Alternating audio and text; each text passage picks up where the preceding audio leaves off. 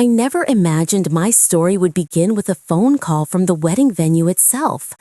The moment my phone rang that morning, I was in my kitchen, half asleep, thinking about table decor, floral colors, and whether white roses looked too plain. I had a huge list of things to finalize because I wanted everything perfect. But the voice on the other side of the call changed everything. "Hello, is this the bride?" she asked cheerfully. I replied yes, confused because I hadn't contacted them. She continued, "I just wanted to confirm your final selections before we lock everything in." My heart froze. Final selections? Lock everything in? "What selections?" I asked. The woman suddenly became nervous. "Your wedding planner finalized everything last night. She said she's your representative." I whispered, "I don't have a wedding planner." She hesitated. Then she said the name I feared to hear even before she said it. Her name was Mira. She said she's your best friend. My stomach twisted. Mira had always been involved, but not like this. The woman explained how Mira changed the hall, the decor, the colors, everything. Royal blue, her favorite color, not mine. She removed the couple entrance moment I had dreamed of since I was a teenager. And then the woman forwarded me a note Mira left. "Make sure the bride doesn't know I came early. She likes surprises." I could barely breathe. Something was deeply wrong. I went straight to my older cousin Sana, who always saw the truth before I did. When I told her everything, she wasn't even surprised. "I've been telling you for years," she said. "Mira's obsession with you is not normal." Then she said the one sentence that cracked the ground under me. "She's been in love with Armand for years." I didn't believe it at first, but the venue had logs and security footage. When we checked, my heart nearly stopped. The timestamp was just before midnight, and Mira wasn't alone. She had come with a man. When I asked the receptionist to check the signature on the witness log, she said, A.R. Malik. Armand. The man I was supposed to marry. I felt everything collapse inside me. I couldn't accept it without hearing from him, but before confronting him, I needed to see Mira. She invited me into her apartment like nothing was wrong, hugging me tightly, acting like the perfect friend. But when I asked her when she went to the venue, her smile cracked. She lied, said it was a surprise, said she wanted to help. I pushed further. Why midnight? Who was the man? She lied again, calling him a designer friend. And then she said something that made everything worse. "He's been confused lately." I asked what that meant. She said she and Armand talked a lot, that he trusts her, that he comes to her when he's unsure. My heart pounded. She acted like she was the emotional center of my relationship. I asked her directly if she wanted more than friendship. She smiled, dangerously calm, and said, "One day you'll understand." I left her apartment shaking inside and went straight to Armin. His face told me he knew I had found something. When I showed him the footage, he didn't deny going with her. But he insisted he believed she was helping me and that she lied to him too, saying I was overwhelmed. I asked if he had feelings for her. He said no, but admitted she kept showing up everywhere, calling him daily, trying to get close. He never told me because he didn't want drama. His silence almost hurt as much as her actions. But I needed clarity, not more heartbreak. I decided something then. I wasn't going to cry anymore. I wasn't going to react. I was going to take back control. The next morning, we went to the wedding venue. I asked them to undo everything Mira changed. When they restored my original booking, the manager revealed something worse. Mira had updated the guest list, removed my family members, added strangers, and listed herself as the maid of honor. She wrote herself into my wedding like she owned it. I realized then that Mira wasn't just interfering, she was replacing me. I made a plan. To expose someone like her, I couldn't confront her directly. I needed her to expose herself.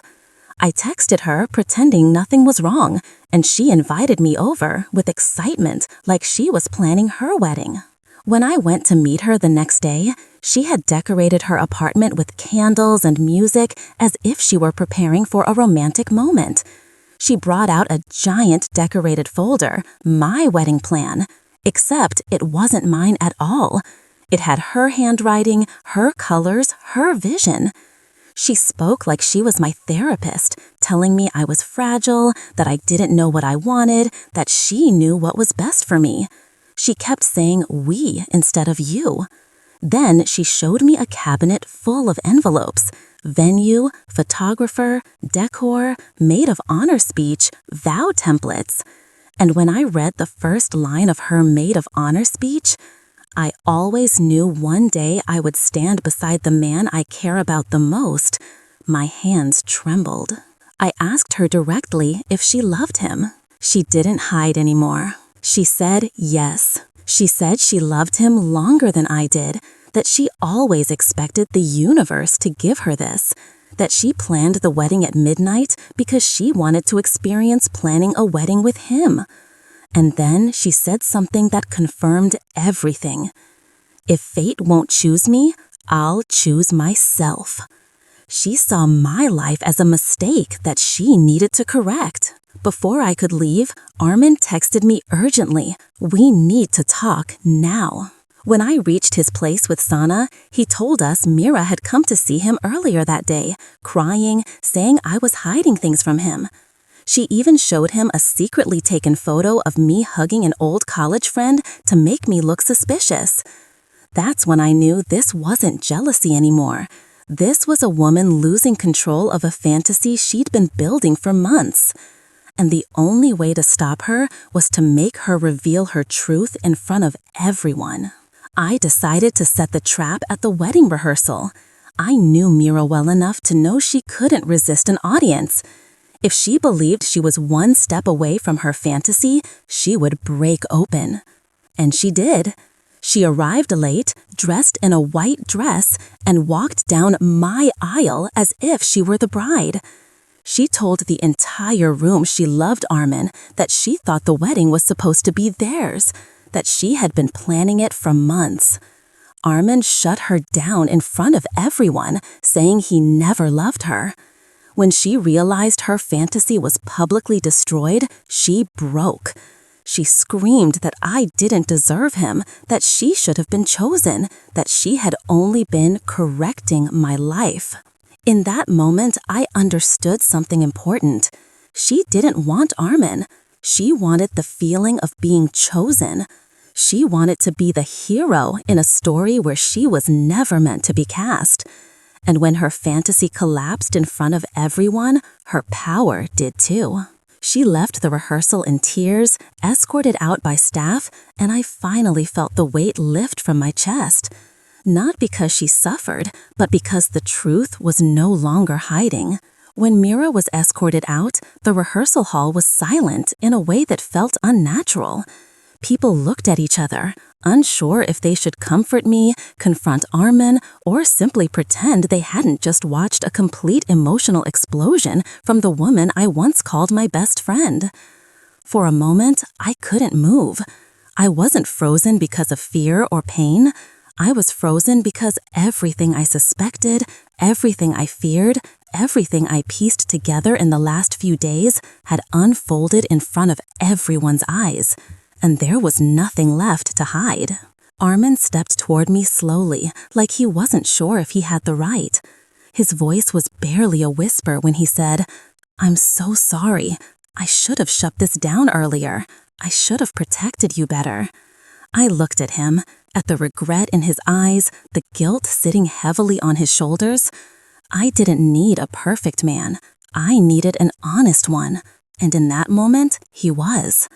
I told him the only promise I needed from him: no more secrets, no more silent guilt, no more trying to keep peace by hiding the truth. He promised instantly, desperate for forgiveness, desperate to rebuild the trust Mira's obsession had shaken. My family hugged me, confused but supportive. His family offered apologies for believing Mira's sweet, kind facade for so long. The wedding coordinator apologized profusely for letting Mira change my bookings. The decorator apologized for letting her approve the color schemes. The photographer apologized for letting her sign documents that weren't hers. And while all of it helped, a part of me still felt the faint sting of betrayal. Not from them, but from the girl who walked into my life 12 years ago and slowly started building a reality where she believed she was more entitled to my future than I was. As the hall emptied, Sana stood beside me with her arms crossed. You handled that. 1 week before the wedding, I received an unexpected letter. No name, no return address, just my name written in handwriting I recognized instantly. Mira's. My hands trembled as I opened it. Inside was a single page. "I'm leaving," it said. "Not because I am defeated, but because staying near you hurts too much. I loved something I was never meant to have. I confused loyalty with destiny. I confused your life with mine. I'm sorry for the pain, but I'm not sorry for loving him. I don't know if I'll ever stop, but I know now that he was never mine. You don't have to reply. I won't return.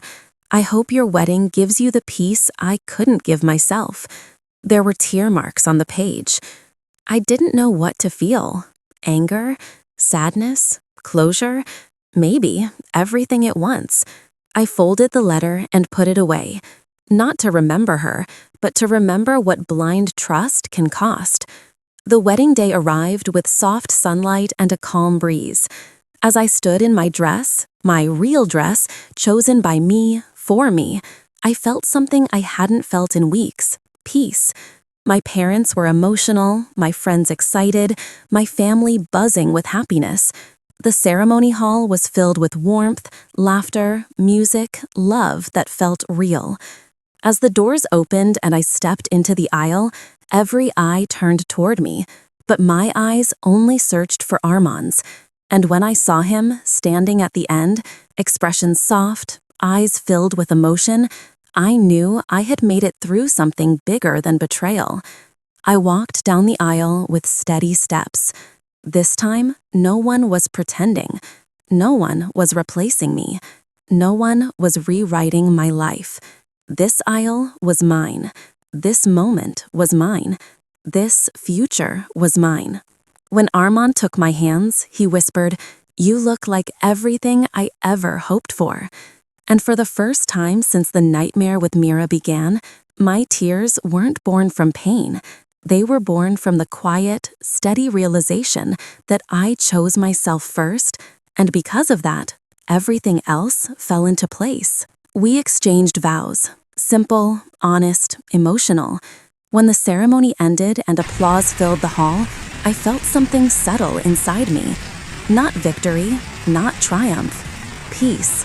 And in that moment, I realized the most important lesson of all. Not all betrayals break you. Some betrayals reveal the strength you forgot you had. Not all friends are meant to stay. Some friends are meant to teach you who you can live without. And not everyone who wants a place in your life has earned the right to stand beside you. What Mira tried to steal wasn't my wedding, my groom, or my plans. She tried to steal my story. But stories don't belong to people who manipulate them. They belong to those who live them. After the ceremony, when the music softened and people moved toward the reception hall, I stepped away for a moment to breathe. I stood near a small balcony overlooking the garden, illuminated with warm lights. Everything looked soft, golden, alive, a place untouched by the chaos I had survived. For a moment, I closed my eyes and let the quiet wrap around me. I wasn't thinking about Mira, or Armand, or the betrayal, or the breakdown. I was thinking about myself, who I had become through all of it.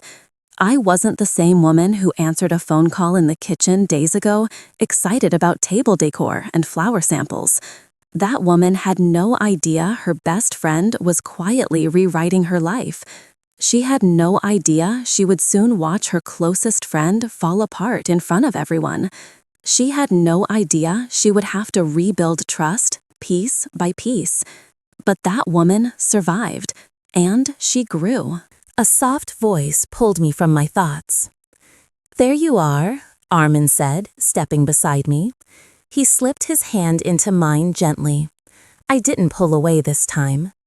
We watched the guests for a moment, laughing, eating, dancing, sharing joy. "I wanted to say something privately," he said. "Not part of the vows, not part of the speeches, something just for you." I looked at him, waiting. "I know I wasn't perfect," he said quietly. "I should have set boundaries earlier. I should have seen the signs. I should have protected our relationship better. And I know my silence caused you pain. But I promise you, I will never ignore something like that again. I'm choosing you, not out of guilt, not out of duty, but because there is no one I want to walk through life with except you." His voice cracked slightly at the end. And in that moment, I realized something simple but powerful. Love isn't proven in the absence of mistakes. It's proven in the effort to correct them. I leaned my head on his shoulder for a moment, letting the silence speak what words couldn't. When we returned inside, the hall burst into applause as we entered. Not because of the spectacle, not because of extravagance, but because of the authenticity of the moment. The rest of the night flowed with warmth. Our first dance felt lighter than air, two people holding on to each other, not because their bond was unshakable, but because they chose to hold on despite the shaking. Friends lifted their glasses, family members cried, and for the first time since the chaos began, laughter felt real again. But even as joy filled the room, a small part of me couldn't help but remember Mira, her tears, her delusion, her collapse at the rehearsal. Not out of sadness for her, not out of nostalgia for what we once had, but because she had taught me something I never expected to learn. She taught me that trust can't be given blindly, that loyalty can't come without boundaries, that not every person who stands beside you wishes you well. And sometimes, the people you call closest carry wounds you never knew existed, wounds they try to stitch with pieces of your life. Later that night, long after the music slowed and people began to leave, Sana pulled me aside. She hugged me tightly, her usual sarcasm gone for once. "I'm proud of you," she said. "You didn't just survive what she did, you handled it with strength, grace, and intelligence. Most people would have fallen apart. You didn't." She stepped back and added, "And for the record, if she ever comes near you again, I'll personally throw her into a fountain." I laughed, truly laughed, the sound surprising even me. "Thank you," I whispered. "Always," she replied. When Armin and I finally left the venue that night, the sky was dark but calm. A soft breeze followed us to the car, as if the universe was exhaling with us. On the drive home, I looked out the window, watching the quiet streets blur past. Everything that happened in the last 2 weeks replayed in my mind like scenes from a movie. The phone call, the shock, the footage, the lies, the confrontation, the collapse, the recovery, and the final walk down the aisle. Every moment felt surreal. Every moment shaped me. By the time we reached home, I didn't feel the need to talk about Mira anymore. I didn't feel the need to understand her, or explain her, or carry her weight. She was gone, not from the world, not from existence, but from my story, from my heart, from my future. In the days that followed, we received messages from friends and family. Some asked about the rehearsal incident in hushed tones. Others shared stories about always feeling slightly uncomfortable around Mira. Some apologized for not seeing the danger sooner. Some admitted they never expected the sweet, cheerful girl to have been capable of something so possessive. I didn't reply to most. Some stories don't need retelling. Some wounds don't need reopening. But I kept Mira's letter buried in my drawer, not as a reminder of pain, but as a reminder of boundaries. A reminder that love without boundaries becomes obsession, that help without empathy becomes control, that friendship without honesty becomes manipulation. Weeks passed, and life slowly returned to its normal rhythm. But I wasn't the woman stepping back into that rhythm. I was stronger, sharper, calmer. My heart wasn't naive anymore. It wasn't afraid either. It had learned to choose carefully. One afternoon, as I sat by the window sipping tea, I thought about everything that happened and whispered something softly to myself. Words I needed to hear at the very beginning but didn't know yet. No one can steal what is meant for you, and no one can replace you in a story you write yourself. Because that was the truth. Mira didn't ruin my wedding. She didn't take my fiancé. She didn't rewrite my destiny. She simply revealed who I needed to stop trusting. And in doing so, she cleared space for the people who truly deserved to stand beside me. By the time everything settled, I didn't hate her. I didn't fear her. I didn't miss her. I simply let her go. Because some endings are not meant to be tragic. They're meant to protect you from a future you were never meant to walk into.